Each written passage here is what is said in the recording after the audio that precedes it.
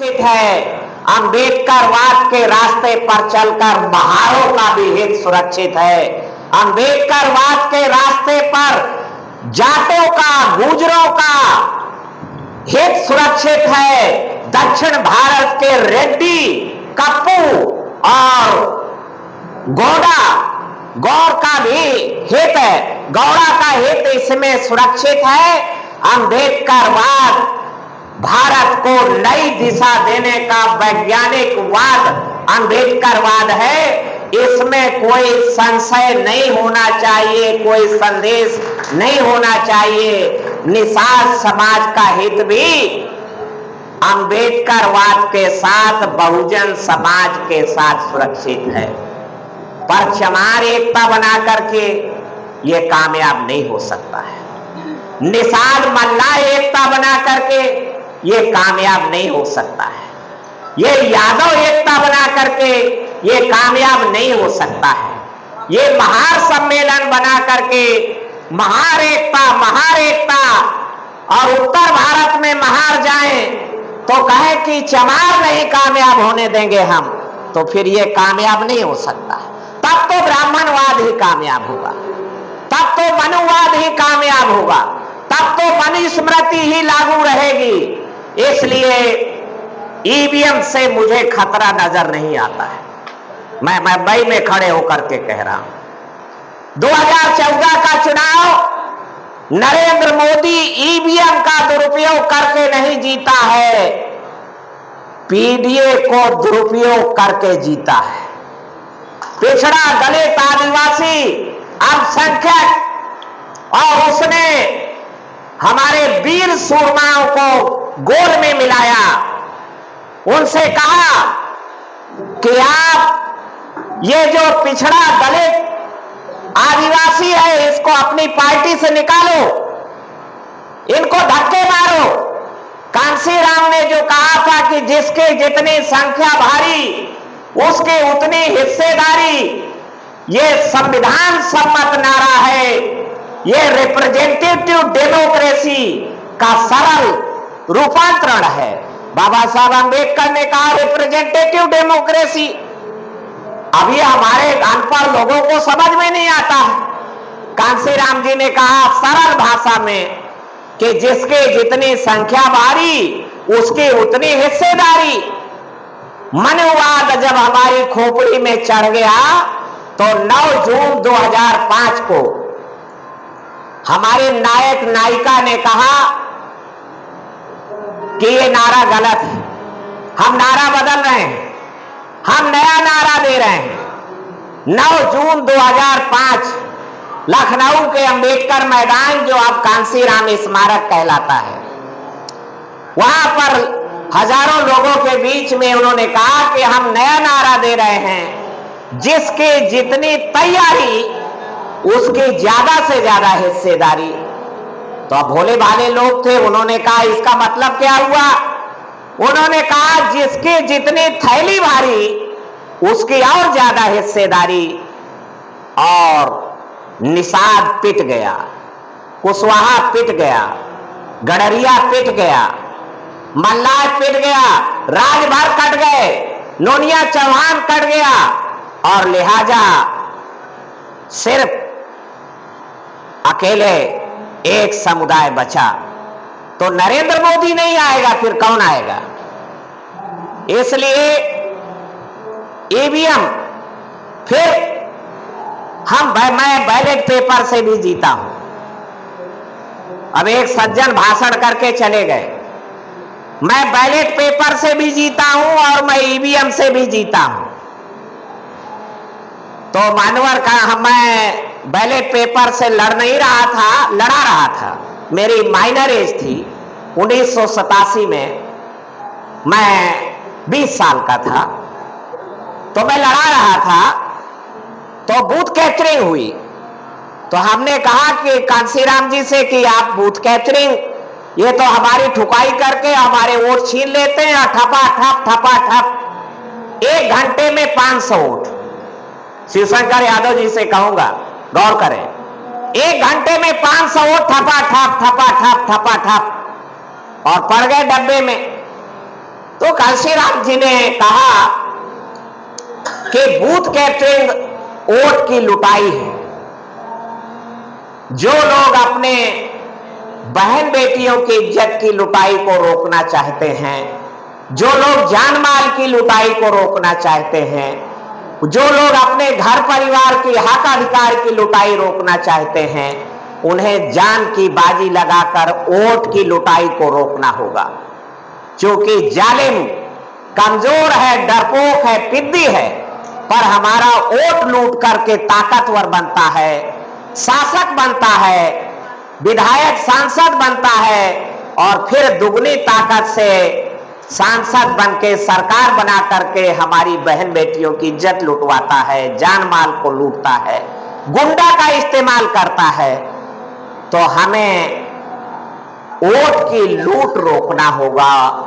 जो लोग 10 लाख की फौज में रंगरूट दे दिए हैं, वोट की लुटाई को रोकने के लिए वो नौजवान नहीं दे सकते, और नुस्खा काम कर गया।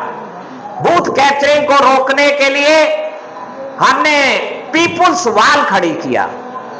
मैनपुरी में भी जाकर के हमने वो प्रयोग किया और सक्सेस हुए, कामयाब हुए।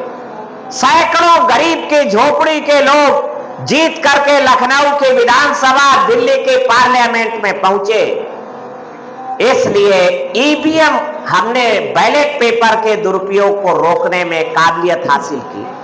ईवीएम को दुरुपयोग को रोकने का सिर्फ मांगनी करते रहेंगे। इलाज क्या है? सुबचन राम जी के ऊपर छोड़ता हूं कि शासक और शोषक क्यों नहीं ईवीएम का दुरुपयोग करना चाहेगा। भाई कांशीराम जी ने तो बैलेट पेपर का, बूथ कैप्चरिंग का दुरुपयोग रोकने के लिए पीपुल्स वॉल खड़ी कर दिया। हर बूथ के सामने 250 से 500 कार्यकर्ता के वोट डाल के घर नहीं जाना है, बहन बेटी हमारी अंदर रखी है, उसकी रक्षा के लिए खड़े रहना है। और जब बहन बेटी निकल करके डब्बे में भर के गाड़ी में काउंटिंग स्थल पे जाए, तब भी उसके पीछा करना है कि हमारी बहन बेटी जा रही है। तो बूथ कैप्चरिंग को रोकने में उत्तर भारत के लोगों ने कामयाबी हासिल की। ईवीएम उपाय क्या है आपके पास? आप ऐसा करके मतदाता को मतदान से विरत करने का प्रयास कर रहे हैं। मुझे गांव में लोगों ने कहा कि बाबू वोट आपका देंगे पर मशीन रखा लो, मशीन गड़बड़ है। वो हमार बहन जी कहा पार्लियामेंट में हम देखा है कि साइकिल की बटन दबाते हैं, सट दे पहुंच जाता है कमल के फूल में। हाथी की बटन दबाते हैं, सट दे पहुंच जाता है कमल के फूल में। और हमें कमल के फूल से नफरत है, तो अब उपाय क्या है? हाथी की दबाएंगे बटन तो कमल के फूल में पहुंच जाता है। मोदी ने जादू फिर फिट कर दिया। तो इसका एक ही उपाय है कि ना हम साइकिल की बटन दबाएंगे, ना हम हाथी के बटन दबाएंगे, हम वोटें डालने नहीं जाएंगे। और 65% मतदान से नीचे गिरकर 50% पे मतदान प्रतिशत आ गया। इसलिए इस बारे में विचार करना होगा बुद्धिजीवी लोगों को कि आपके पास सब्स्टिट्यूट क्या है। हमें ईवीएम से निपटने की तैयारी, हमें लायकी खोजनी होगी। वो शानदार साथी का मैं भाषण सुन रहा था, वो भाषण कहीं से प्रेरित है, मैंने भी सुना। दो आदमी ईवीएम के बारे में बोले हैं देश भर में। नंबर 1 जनरेटर है बामन मेश्राम, और नंबर 2 उसका इन्फ्लुएंसर है बहन मायावती। 2017 के चुनाव में जब सारे लोगों के टिकट उन्होंने बेच लिए और जालिम को दे दिया, मेरी बहन के बलात्कारियों को दे दिया, मेरे भाई के हत्यारों को दे दिया, चुन चुन करके। उनको पहचान थी कि ये सोनू मोनू हैं, ये लल्ला भैया हैं, ये हरिशंकर तिवारी के खानदानी हैं, वो साफ पता था। और उसके बाद उनको बुला बुला के दिए। और जब वो हारना ही था, क्योंकि दुश्मन के पास एक गेम है कि टिकट होल्डर को एक तो हारेगा ही, पर वो होल्डिंग पॉइंट हो गया, ये परिवर्तनकारी वोटर को रोक लेगा और भाजपा वाले के जीतने का रास्ता साफ हो जाएगा। और ऐसा ही हुआ। तो फिर वो 1 बजे ही प्रेस कॉन्फ्रेंस हुई और अभी काउंटिंग हुई नहीं, और 1 बजे प्रेस कॉन्फ्रेंस होके कहा कि वो ईवीएम के कारण जीत गया है, ईवीएम के कारण भाजपा जीत गई है। गांव का बुढ़ा भी बताने लगा कि ईवीएम आ गड़बड़ है। मतदान अर्थात जबकि 2024 ने साबित कर दिया कि ईवीएम से भी पीडीए अपना चुनाव जीत सकता है, ईवीएम से भी बहुजन समाज विजयी हो सकता है। आप 80 में 43 सीटें जीते हैं उत्तर प्रदेश में, और ये बाई चांस नहीं जीते हैं। कुछ लोग कहेंगे ये बाई चांस जीत गए हैं। मैं आपसे कहना चाहता हूं कि आपको लड़ाई के मैदान से भागना नहीं है, लड़ाई का मुकाबला करने की लायकी पैदा करनी है, हमें काबिलियत पैदा करनी है कि हम लड़ाई को कैसे जीत सकते हैं, और बहुजन समाज बना करके। मैंने पहले ही कहा आपको कि अगर हम निषाद एकता बनाएंगे, भाई श्यामलाल गुरुजी भी घबरा जाते हैं आप लोगों से कभी कभी। वो सोचते हैं कि अगर मैं बहुजन समाज की बात करूंगा तो कहीं केवट भाई ना नाराज हो जाए।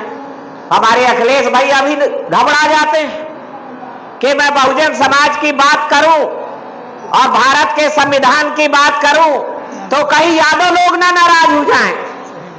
तो इटावा में यादवों को भारी अपमान किया गया, सर मुड़ा दिया गया, उठा बैठकी कराई गई, पेशाब छिड़का गया उनके ऊपर, भारी अपमान, मनोविधान को पूरी कंप्लीट लागू किया गया और कोई रिएक्शन नहीं, कोई दमदार। तो वो था कि कहीं यादव भाई ना नाराज हो जाए। मैं शिवशंकर यादव जी से अनुरोध करूंगा और लक्ष्मण यादव जी से कहूंगा कि वो सांसद राज्यसभा बनने में ही ध्यान न केंद्रित रखें, तो अपने, चूंकि आज